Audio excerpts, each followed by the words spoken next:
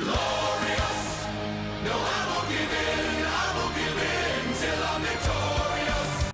Hello everyone and welcome back to the Chassis Variant series with Self-Critical Rockets. We take a look at another Flea. This one is the FLE-17 and there is the build in the Mech Lab for you to have a look at.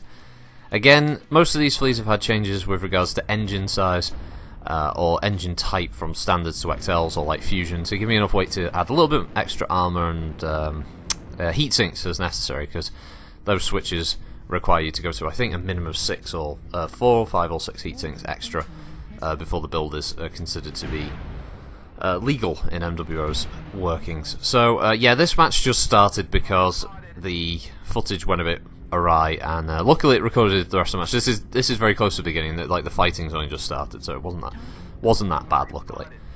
So yeah, we're looking at the original sort of Flea that was developed using the Lost Tech from Hell Memory Core.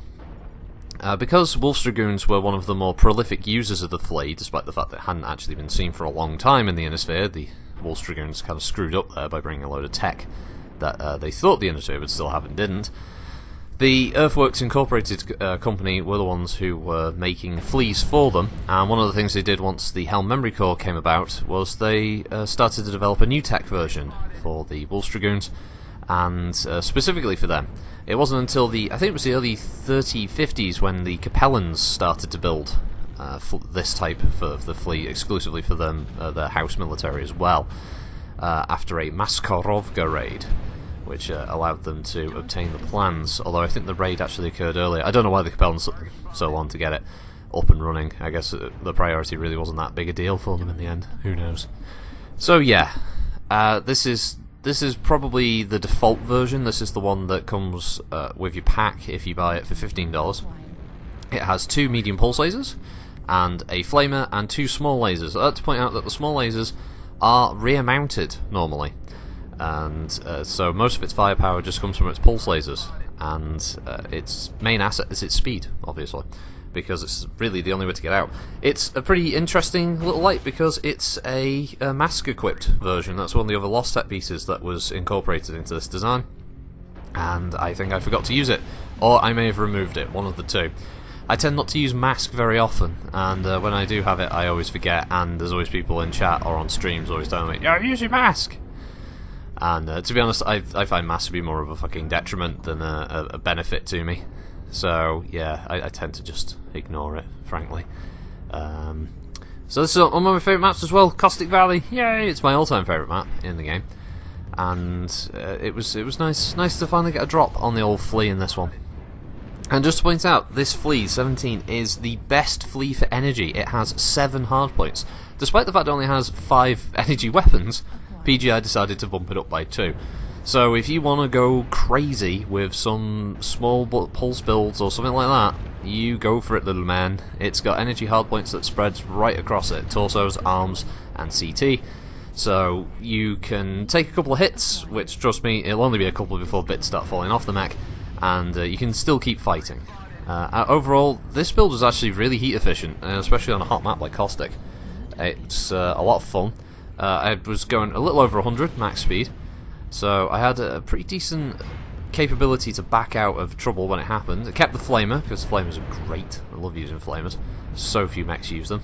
And yeah, overall I recommend all the Fleas anyway, because they're just fun. They're just different types. If you like your light mechs, then the Flea is a good choice. It's a challenge, but it's also quite rewarding when everything goes well for you, or your tactic works out. It's a bit like running piranhas when you decide to like chew through legs and shit like that with your like oodles of machine guns. So yeah, there's not really much in the way of drawbacks. The only thing I'd say is that it's a manner of play. It's the style. It's like you can't take the Flea into a straight up fight. I mean, it's not even worth fighting another Flea in a Flea. It's just too much of a drawback. It's too dangerous.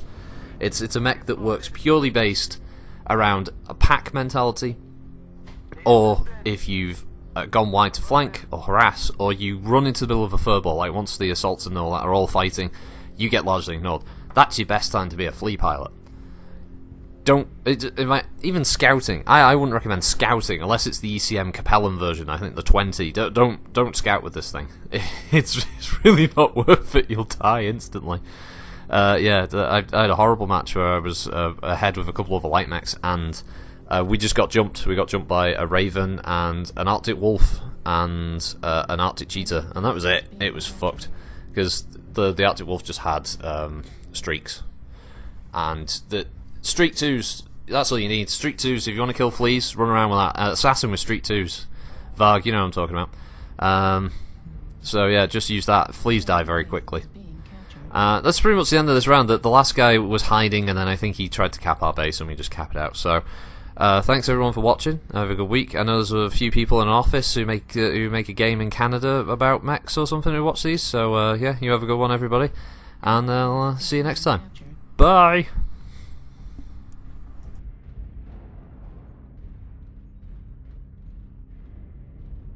Base is being captured.